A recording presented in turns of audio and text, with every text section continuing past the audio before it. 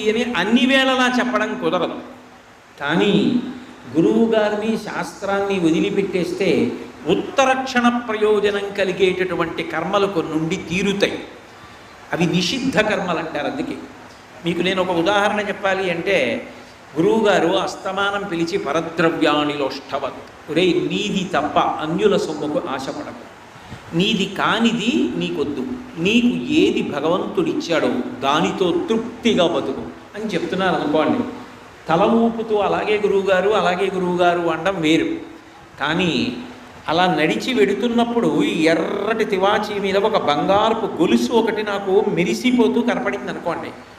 ఈ ప్రవచనం అయిపోయిన తర్వాత ఎవ్వరూ వేదిక మీదకి రాకముందునే నా గొలుసు ఎవ్వరూ రావట్లేదు కాబట్టి ఒక్కడే చూశాను కాబట్టి తీసి జేబులో వేసుకోవడం ఎలా అని నాకు ఆలోచన వచ్చిందనుకోండి. మీరు ఇప్పుడు ఒక్కటి గమనించండి, పవిత్రమైన సభలో మీ మీద పెట్టడం